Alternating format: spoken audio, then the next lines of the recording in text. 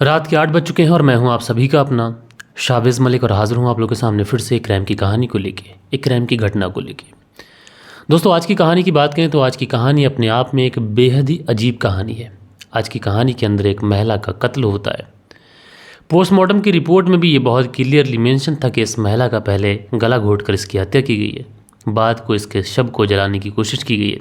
मामला पुलिस तक भी पहुंचता है, पुलिस भी आती है और पुलिस अपनी मौजूदगी में इस डेड बॉडी का अंतिम संस्कार भी कराती है। उसके बाद में चूंकि जहाँ की ये महिला थी तो उसके ससुराल वालों पर शक भी जाता है। मामला चलता रहता है और ऐसे ही करते करते तकरीबन 14 साल का लंबा समय गुजर जाता है। लेकिन अचानक से 14 साल के बाद में इस केस के अंदर एक बहुत बड़ा ट्विस्ट आता है। दरअसल जिस महिला का अंतिम संस्कार हो चुका था, जिसकी कत्ल की बात सरेआम हो चुकी थी, अचानक से वही महिला जो थी वो पुलिस के सामने आ जाती है। लेकिन दोस्तों, इस केस के अंदर अब कॉम्प्लिकेशन ये थी कि 14 साल के बाद में ये जो महिला वापस आई थी, जिसका कत्ल हो चुका था, अब जिस घर की ये बात थी उस घर के भी कई लोग, उनकी भी डेथ हो चुकी थी। कई पुलिस वाले ऐसे थे जिनका ट्रांसफ़र हो चुका था, कई लोग ऐसे थे इस केस के अंदर जो इस दुनिया में नहीं थे। लेकिन फिर भी ये महिला 14 साल के बाद लौट कर आई थी। तो इस केस के अंदर क्या कुछ था, ये सारी चीज़ें मैं आप लोगों को बहुत ही सिलसिलेवार तरीके से सुनाऊंगा। लेकिन फिर वही बात हमेशा की तरह कि आप लोगों से रिक्वेस्ट है कि अगर आप लोग चैनल पर पहली बार आए हैं तो आप लोग चैनल को सब्सक्राइब करें, साथ में जो बेल आइकन रहता है उसे प्रेस करें ताकि हमारी सारी वीडियोस की नोटिफिकेशन आप लोग को मिलती रहे। तो फिर चलते हैं, सीधा सीधा इस कहानी का रुख करते हैं। दोस्तों, आज की कहानी की बात करें तो आज की कहानी गुजरात से है और इसी गुजरात में एक जगह लगती है पाटन। ये जो पाटन है, इसी पाटन के अंतर्गत एक गाँव आता है, बालबा गाँव, और इसी गाँव के अंदर एक परिवार रहा करता है।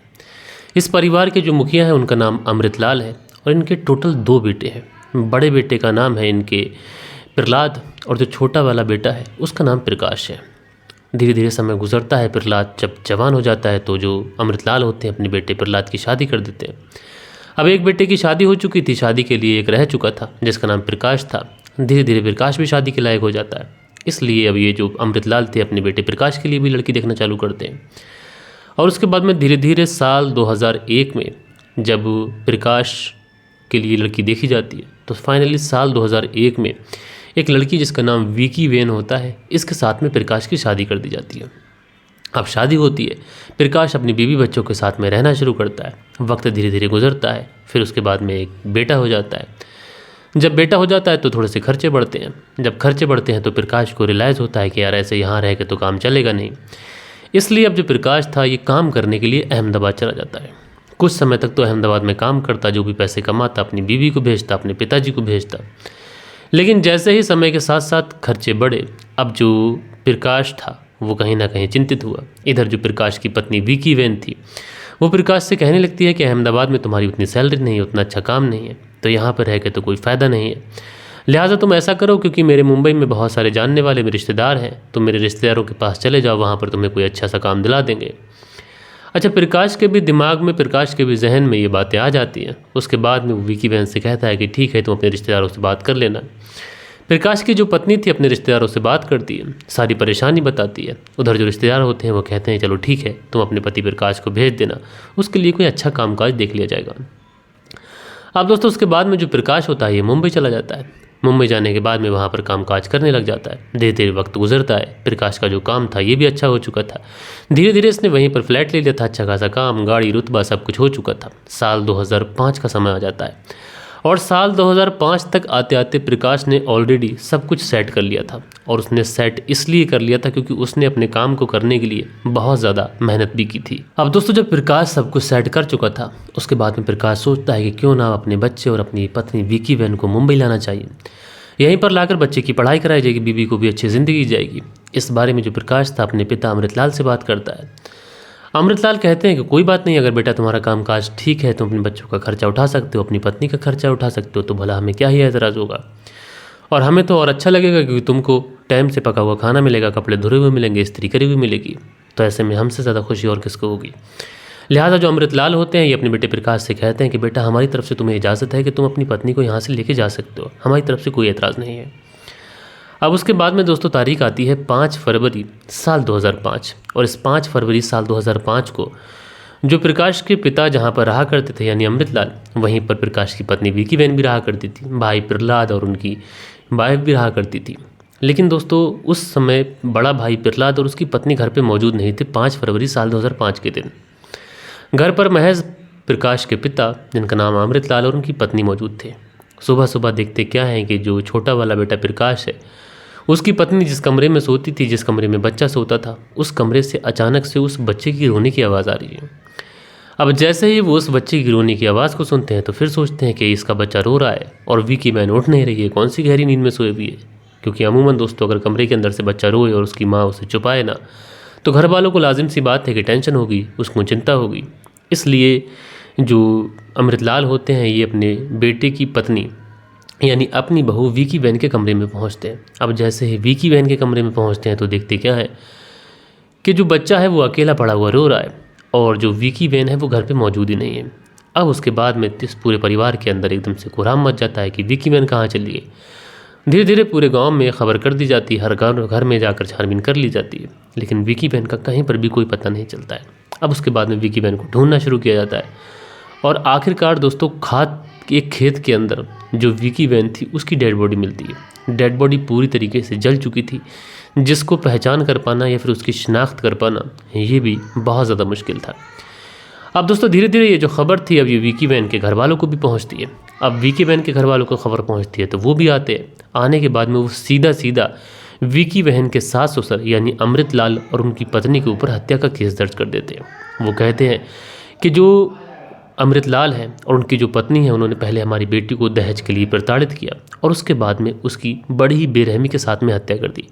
अच्छा, इधर मुंबई में प्रकाश को जब ये बात पता चली तो प्रकाश भी बेचारा आया। इधर पुलिस तक ये बात पहुंची, पुलिस तक बात पहुंची तो यहाँ पर अमृतलाल और उनकी जो पत्नी होती है यानी प्रकाश के माता पिता को गिरफ्तार किया जाता है। डेड बॉडी पोस्टमार्टम के लिए भेजी जाती है। डेड बॉडी जब पोस्टमार्टम के लिए भेजी जाती है तो बहुत क्लियरली ये उस पोस्टमार्टम की रिपोर्ट में मेंशन होता है कि इस लड़की की गला दबाकर हत्या की गई है। लेकिन डेड बॉडी को चेहरे के माध्यम से पहचान कर पाना, शिनाख्त कर पाना बहुत ज़्यादा मुश्किल था। लिहाजा फिर क्या था, जो कपड़े होते हैं उन कपड़ों के ही आधार पर जो विकी वैन के घर वाले और जो प्रकाश होते हैं ये अपनी पत्नी की शिनाख्त करते हैं। बहरहाल दोस्तों डेड बॉडी का पोस्टमार्टम होता है। पोस्टमार्टम होने के बाद में जो डेड बॉडी थी ये इस विकी वैन के परिवार वालों को सौंप दी जाती है। अब चूंकि जो विकी वैन के परिवार वाले थे उन्हें ससुरालियों के ऊपर शक था, इसलिए वो पुलिस की मौजूदगी में ही डेड बॉडी का अंतिम संस्कार करते हैं। उन लोगों को डर था कहीं ऐसा ना हो कि ये लोग डेड बॉडी के साथ में कोई बर्बरता कर दें या फिर डेड बॉडी के साथ में कुछ गलत कर दें या फिर अंतिम संस्कार करने में कोई अड़चन पैदा करें। इसलिए पुलिस की ही मौजूदगी में डेड बॉडी का अंतिम संस्कार कर दिया जाता है। अब साल 2005 जनवरी के महीने का ये केस था, फरवरी के महीने का। अब साल 2005 से ये केस कोर्ट के अंदर पहुंचता है। साल 2006 आ जाती है और साल 2006 के अंदर इस केस के अंदर मुख्य 2 आरोपी थे।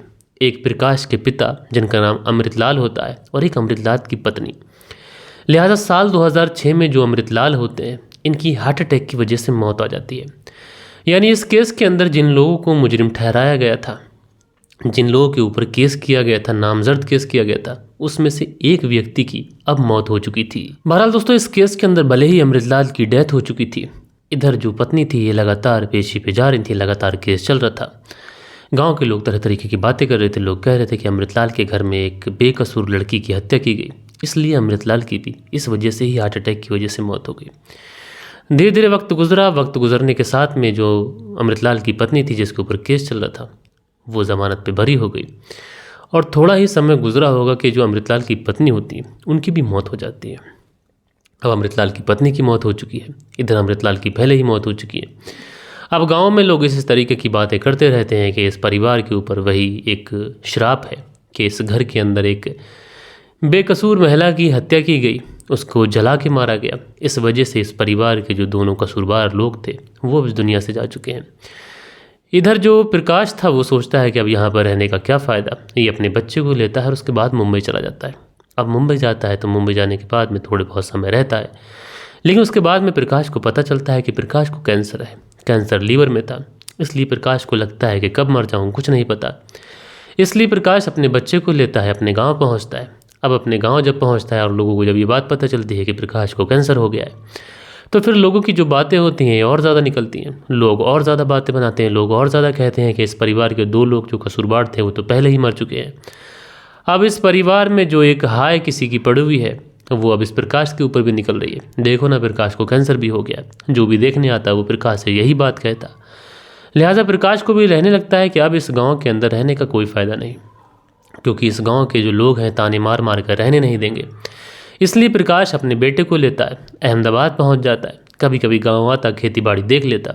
जो बीमारी थी उसको उसी बीमारी के साथ जी रहा है, इस उम्मीद में कि जब तक की ज़िंदगी है जीऊँगा, जब वक्त आ जाएगा मर जाऊंगा। इसके सिवा और कर भी क्या सकता हूँ। जो कुछ इलाज चाहिए था, जो कुछ प्रिकॉशन चाहिए थी वो कर रहा है।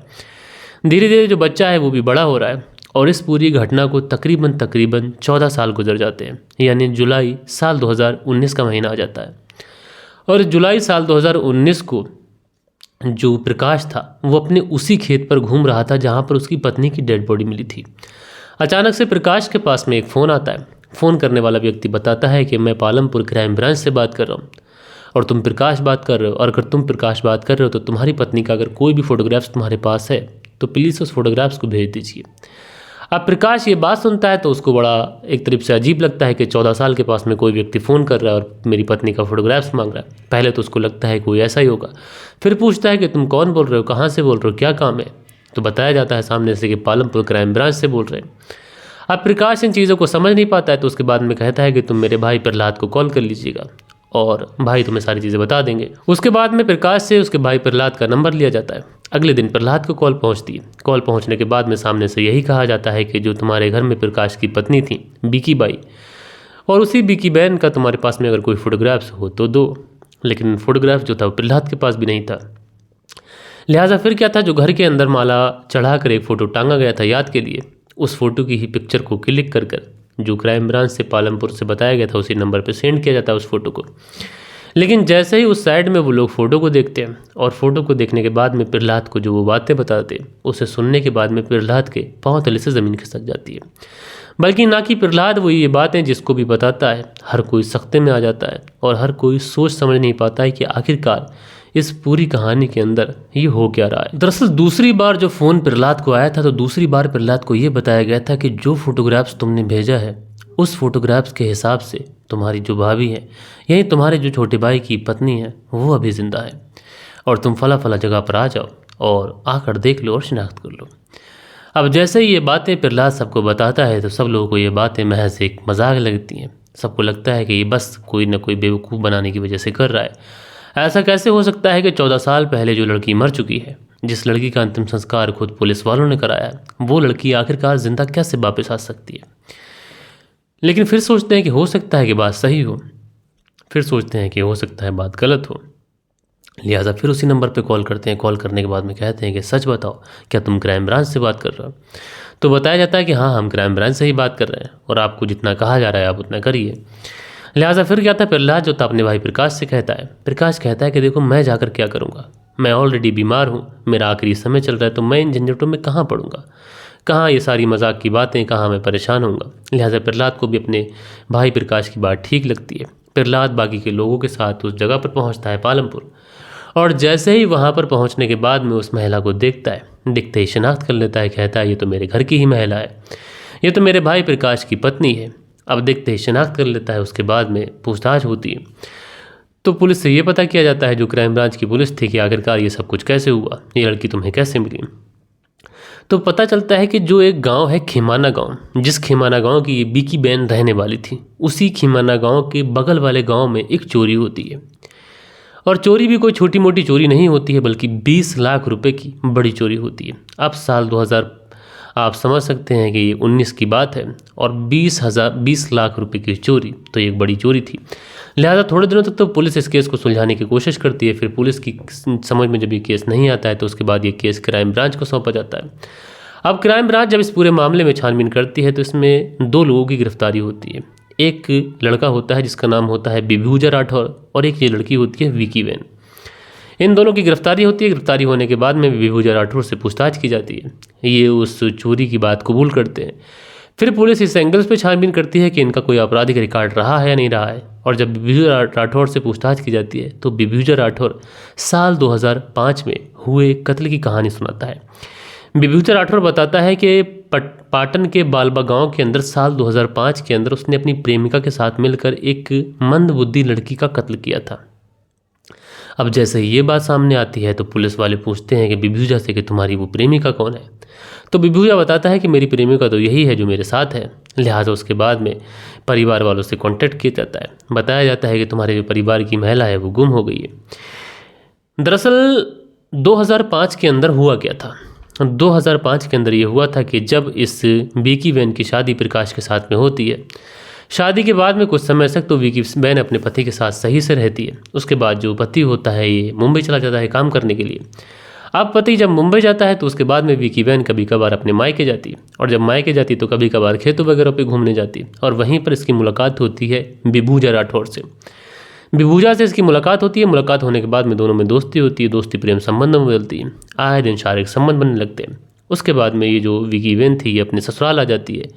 ससुराल आने के बाद में इसके मन में, इसके जहन में बस एक ही व्यक्ति था, वो व्यक्ति था बिभूजा राठौर, और ये मन ही मन में उसको अपना पति मान चुकी थी। अब पति अब इसकी ज़िंदगी में कहीं ठहरता नहीं था। जो कुछ था वो बिभूजा राठौर ही था। लिहाजा कभी कभी ये रात को उसे बुला लेती, क्योंकि पति ऑलरेडी मुंबई रहता था। जो जेठ थे वो भी कहीं बाहर रहते थे, तो घर में महज एक बूढ़ी सास, एक बूढ़े ससुर थे। तो रात को अपने प्रेमी बिभूजा राठौर को बुला लेती और सुबह होने से पहले भेज देती। इसी तरीके से ज़िंदगी चल रही थी। इसी तरीके से सब कुछ चल रहा था, और विकी वैन के इस प्रेम प्रसंग के बारे में किसी को कानो कान खबर नहीं थी। लेकिन इसी बीच में जो 5 फरवरी साल 2005 का दिन आता है, और इसी समय जो प्रकाश था अपनी बेटी पत्नी विकी वैन को कॉल करता है, और विकी वैन को कॉल करने के बाद में बताता है कि भाई अब मेरा कामकाज ठीक हो गया है और मैं सोच रहा हूँ कि तुम्हें मुंबई लेके आ जाऊँ। अब जैसे ही मुंबई लाने की बात करता है तो विकी वैन को तो खुश होना चाहिए था, लेकिन यहाँ पर विकी वैन को दुख होता है। उसको लगता है कि अगर वो मुंबई चली गई तो उसका प्रेमी उससे मिल नहीं पाएगा। ये बात वो बिभूजा राठौर को बताती है। अब बिभूजा राठौर सुनता है तो कहता है हाँ ये तो बात ठीक है। फिर उसके बाद में ये लोग फैसला करते हैं कि चलो कहीं भाग चलते हैं, लेकिन परिवार की इज्जत की डर से और तमाम वजहों से ये लोग भाग नहीं पाते। उसके बाद में ये लोग ऐसी प्लानिंग करते हैं कि किसी तरीके से ऐसा हो जाए कि विकी वैन का कत्ल हो जाए, और कत्ल भी इस तरीके से हो कि कोई उसे ढूंढे ना, और अगर ढूंढे तो उस तक पहुंच ना पाए। लेकिन कत्ल कैसे होना चाहिए कि कत्ल भी हो जाए और इंसान भी जिंदा बच जाए। और इसी समय एक लड़की होती है जिसका नाम श्रद्धा होता है। श्रद्धा नाम की लड़की इस विकी वैन और इस बिभूजा राठौर को मिलती है, जो कि मंदबुद्धि थी। कई बार लोगों ने उसके साथ में रेप किया था, कई बार उसे प्रताड़ित किया था। ये लोग उसको बुलाते हैं, उसको खाना देते हैं, उसको कपड़े देते हैं, और किसी तरीके से बहला फुसला कर उसको इसी गांव में ले आते हैं, जहां पर बालबा गाँव में। और वहां पे लाने के बाद में गला घोट कर इसकी हत्या करते हैं। हत्या करने के बाद में इसके शव को उसी खेत पर फेंक देते हैं, और उसके बाद में ये दोनों फरार हो जाते हैं। अब सुबह सुबह जब बच्चा रोता है तो उसके बाद में उसके बच्चे के जो दादा दादी होते हैं यानी विकी वैन के सास ससुर वो कमरे में पहुंचते हैं। विकी वैन मौजूद नहीं होती है। उसके बाद ढूंढ पुकार होती है, तो उसके बाद में खेत में जाकर ये डेड बॉडी मिलती है। जब डेड बॉडी मिलती है परिवार वालों को भी खबर पहुंचती है। परिवार वाले आते हैं, सीधा सीधा ससुराल वालियों पर केस कर देते हैं। उसमें सास ससुर के ऊपर मुकदमा किया जाता है। 1 साल तक केस चलता है। ससुर की डेथ हो जाती है। उसके बाद में 2 साल के बाद में जो सास होती है उसकी ज़मानत हो जाती है, और थोड़े समय के बाद में उसकी भी मौत हो जाती है। और जो पति प्रकाश था उसको भी कैंसर हो जाता है। यानी पूरा परिवार बिखर चुका था, तितर बितर हो चुका था। तब जाकर साल 2019 में ये जो पूरा केस था सॉल्व हुआ था। और विकी वैन के इस कारनामे के बारे में जो कोई भी सुनना था वो बहुत ज़्यादा हैरान था, परेशान था कि एक महिला आखिरकार इतनी ज़्यादा शातिर कैसे हो सकती है। तो आप लोग इस पूरी कहानी के बारे में क्या सोचते हैं? आप लोग अपनी राय नीचे कमेंट्स बॉक्स में ज़रूर से ज़रूर बताइएगा। बाकी दोस्तों कल के दिन आप लोग के कुछ कमेंट्स भी थे, वो वक्त होता है कि आप लोग के कमेंट्स पढ़ लिए जाए। सो दोस्तों कल के दिन जो कमेंट्स आए थे इसमें शीलनिधि शर्मा है, लिखते हैं मलिक भाई कहानी सुनाने का अंदाज़ अच्छा है, पर आप स्टोरी सुनाते हो वो ही सही है। पर मैंने भी सलीम जावेद विनिका गीता माला तो मसाला ना पब्लिक को चाहिए और ना भाई हम चाहते हैं इस तरीके का मसाला। तो शुक्रिया। सोनलाल सेतिया लिखते हैं कहानी रोज़ सुनता हूँ भाई। तो सोनलाल सेतिया जी मेरे भाई शुक्रिया आपका। खान अकील लिखते हैं अस्सलाम वालेकुम शाविज़ भाई, जैसे आप कहानी सुनाते हो वैसे ही सुनाओ, अल्लाह आपको कामयाबी देगा। तो खान अकील जी यही प्यार है आप लोग का, बस उसी तरीके से सुना रहा हूँ। मोहम्मद रियाज लिखते हैं अस्सलाम वालेकुम भाई, कहानी अच्छी लगी भाई, शुक्रिया आपका। शुक्रिया जी। नरगिस बानो लिखते हैं, शाविज़ भाई जो बात आज आपने कही है वो लाखों की बात है। आपने ईमान और अपने मकसद में लगे रहो, अल्लाह आपको कामयाबी ज़रूर देगा इंशाअल्लाह ताला। तो नरगिस बानो जी आपका बहुत बहुत शुक्रिया। ए चौधरी हैं लिखते हैं, व्यूज़ और लाइक वाकई भाई बहुत कम है, कम मिल रहे हैं क्योंकि हम कंजूसी करते हैं। कौन सा इसके लिए पैसे लग रहे हैं, और कोई भी छोटे बड़े बुरा ना माने। तो बहुत अच्छी बात कही आपने, आपका शुक्रिया। उस्मान अली हैं लिखते हैं, ये कहानी तो मैंने तिरछी बात चैनल पर भी सुनी है सर। तो उस्मान अली जी हो सकता है सुनी हो, क्योंकि जब क्राइम होता है तो जितने भी क्राइम चैनल हैं वो सबके सब सुनाएंगे ही। सुरेश जाला हैं लिखते हैं, सर मैं कमेंट्स लाइक कर दिया है, शुक्रिया मेरे भाई। मनदीप वर्मा की पत्नी प्रादीप वर्मा जलंधर पंजाब से कहानी सुनते हैं, शुक्रिया। राधेश्याम शर्मा है लिखते हैं, जो कि सिरसी जयपुर राजस्थान से सुनते हैं, लिखते हैं, मलिक जी आप अच्छी कहानी लाते हैं, व्यूज़ भी बढ़ जाएंगे, शुक्रिया मेरे भाई। शरियन शर्मा है लिखते हैं, कहानी को लाइक और शेयर करो और शाविज़ भाई का सहयोग करें, आजकल व्यूज़ कम आ रहे हैं। तो शरियन शर्मा जी आपके प्यार की सपोर्ट की ज़रूरत है, शुक्रिया आपका। सचिन चौधरी जी कमेंट्स करते हैं, सुल्त्यागी लिखते हैं, नमस्कार मलिक भाई साहब, रेनू सुल्त्यागी शियाना बुलंदशहर से सुनते हैं, बहुत बहुत शुक्रिया। सुरेंद्र शर्मा लिखते हैं, नमस्कार मलिक भाई साहब, नाइस स्टोरी। सुरेंद्र कुमार श्री विजयनगर राजस्थान से सुनते हैं। शाकिब फरहान जी कमेंट्स करते हैं, अंसारी सुहेल जी, फरजाना सिद्दीकी जी, तो बहुत बहुत शुक्रिया। और उसके बाद में फरजाना सिद्दीकी लिखते हैं, if you dislike my suggestion I will never reply. नहीं फरजाना सिद्दीकी जी, आपने जो बात कही मैं आपकी बात से सहमत हूँ और मैं कोशिश भी कर रहा हूँ। उसके बाद में अंसारी सुहेल लिखते हैं, अस्सलाम वालेकुम जनाब, आजकल की औरतों को न जाने क्या हो गया है, अपने शोहर को कत्ल कर रही हैं, इसलिए कुछ नौजवान शादी के नाम से डरने लगे हैं, अफसोस। को वैसे सुनते हैं, बहुत शुक्रिया आपका। शीलनिधि शर्मा लिखते हैं, दीपावली की शुभकामनाएं। शीलनिधि शर्मा हरिद्वार से सुनते हैं कहानी, तो भैया आपको भी दीपावली की हार्दिक शुभकामनाएं। सो दोस्तों ये थे कल के दिन आप लोग के कुछ बेहतरीन से कमेंट्स, और ये थी कहानी आप लोगों को कैसी लगी कमेंट्स करके बताइएगा। बाकी दोस्तों मिलता हूँ मैं आप लोगों से कल के दिन किसी और स्टोरी के साथ में। जब तक के लिए अपना ख्याल रखें, देश का ख्याल रखें, परिवार के रिश्तों की अहमियत को समझें। जय हिंद, जय भारत।